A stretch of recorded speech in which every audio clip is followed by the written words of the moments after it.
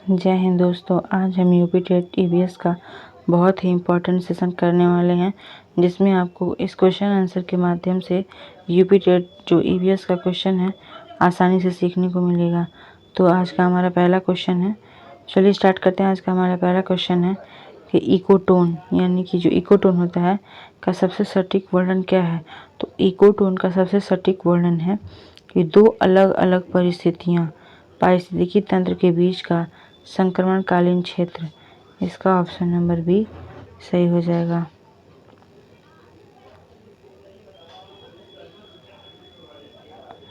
अगला प्रश्न कह रहा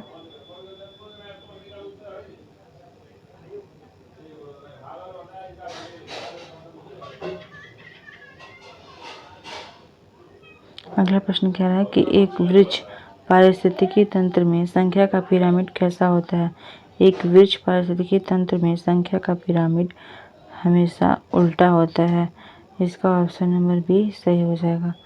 अगला प्रश्न कह रहा है कि लिंडेमान का 10% नियम किससे संबंधित है। तो लिंडेमान का 10% का नियम ऊर्जा का एक पोषण स्तर दूसरे पोषण स्तर में स्थानांतरण से है। इसका ऑप्शन नंबर बी सही हो जाएगा। अगला प्रश्न कह रहा है कि गहन पारिस्थितिकी यानी कि डीप इकोलॉजी शब्द का प्रतिपादक कौन है। तो जो गहन पारिस्थितिकी इकोलॉजी जो शब्द है इसका प्रतिपादक अर्नेस्ट नेस है। इसका ऑप्शन नंबर सी सही हो जाएगा। अगर सिर्फ इकोलॉजी आएगा तो इकोलॉजी अर्नेस्ट हैक्ल होगा।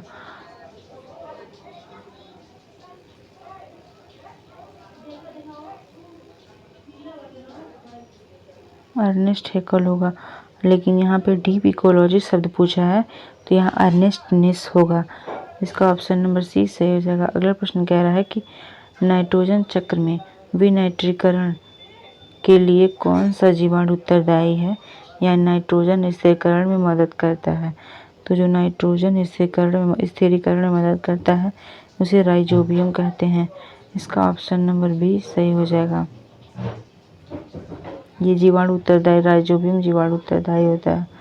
इसका ऑप्शन नंबर बी सही हो जाएगा। अगला प्रश्न कह रहा है कि नेट प्राथमिक उत्पादकता के मामले में सबसे समृद्ध पारितंत्र कौन सा है।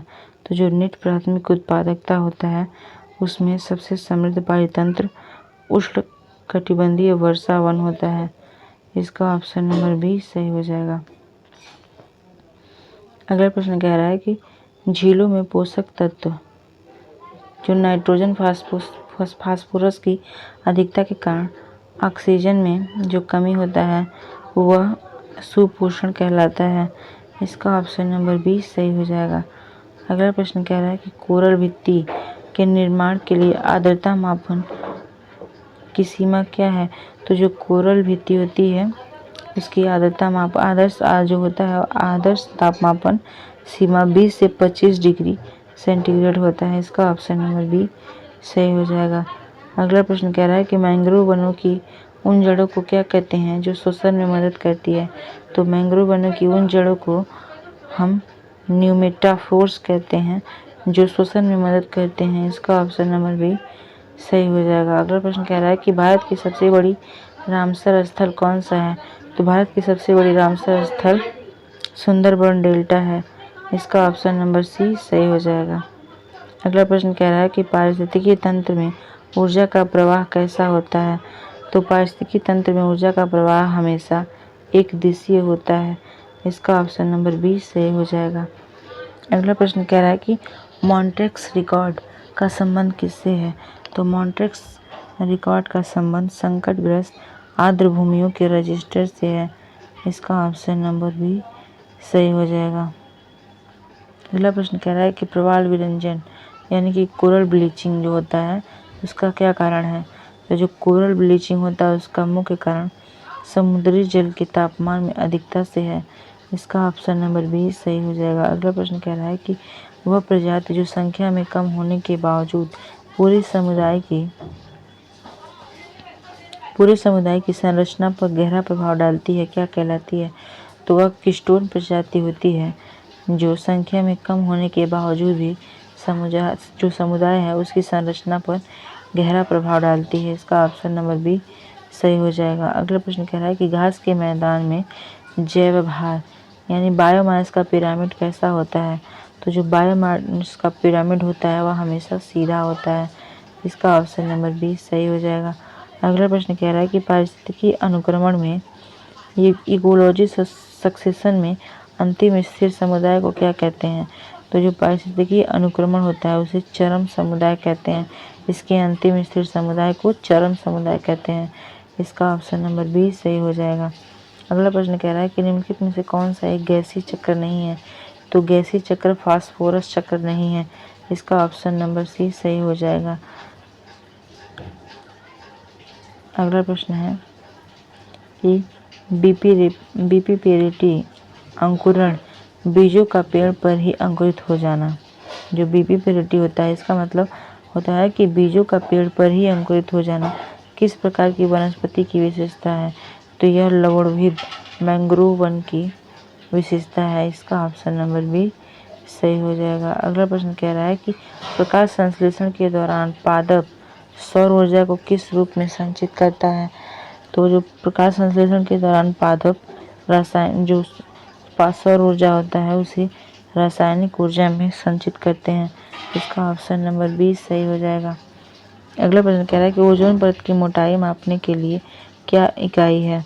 तो जो ओजोन परत की मोटाई मापने के लिए इसे डॉप्सन इकाई में मापते हैं। इसका ऑप्शन नंबर बी सही हो जाएगा। अगला प्रश्न कह रहा है कि 2026 की नवीनतम स्थिति के अनुसार भारत में कुल कितने रामसर स्थल हैं? तो 2026 की नवीनतम स्थिति के अनुसार भारत में कुल 98 रामसर स्थल हैं। इसका ऑप्शन नंबर सी सही हो जाएगा। ये बहुत ही इम्पोर्टेंट क्वेश्चन है, ये नया अभी क्वेश्चन है। ये यूपी टेट में आपको जरूर किसी न किसी शिफ्ट में क्वेश्चन आपको मिलेगा देखने को। अगला प्रश्न कह रहा है कि पारिस्थितिकी और पारिस्थितिकी तंत्र में शब्दों में जनक क्रमशः कौन से हैं? तो जो इकोलॉजी है ये इसके जनक अर्नेस्ट हैकेल हैं और इकोसिस्टम के जनक एजी टेंसले हैं। इसका ऑप्शन नंबर बी सही हो जाएगा। ये बहुत ही इंपॉर्टेंट क्वेश्चन है। ईवीएस में ये सी टेट हो या यूपी टेट हो, इन दोनों एग्जामों में बहुत ही पूछता है। अगला प्रश्न कह रहा है कि मैंग्रोव फॉर द फ्यूचर पहल किन संस्थाओं द्वारा चलाया गया था? तो जो मैंग्रोव फॉर द फ्यूचर है यह पहल IUCN और UNDP द्वारा चलाया गया है। इसका ऑप्शन नंबर बी सही हो जाएगा। अगला प्रश्न है कि पारिस्थितिकी निकेत यानी कि इकोलॉजी नीचे का क्या अर्थ है?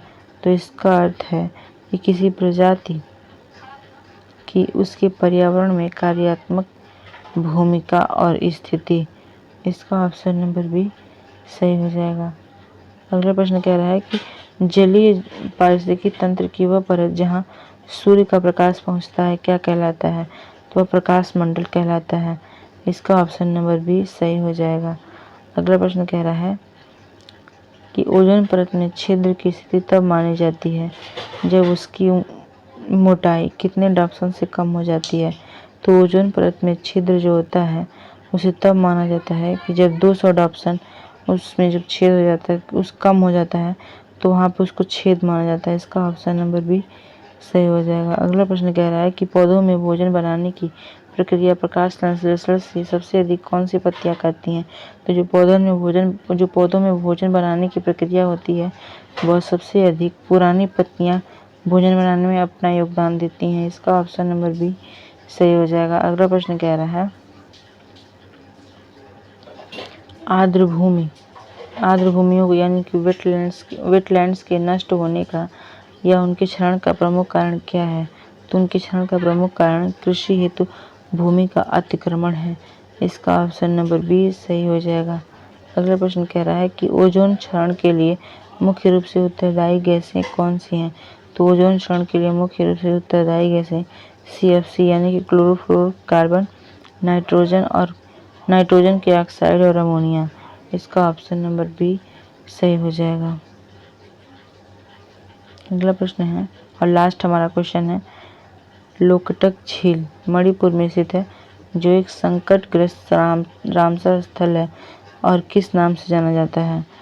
तो लोकटक जो झील है इसे तैरती हुई झील के नाम से भी जाना जाता है। इसका ऑप्शन नंबर बी सही हो जाएगा। ये मोस्ट इम्पॉर्टेंट 30 क्वेश्चन थे। आपको यूपी टेट में ईवीएस के क्वेश्चन आपको देखने के लिए ज़रूर मिलेगा।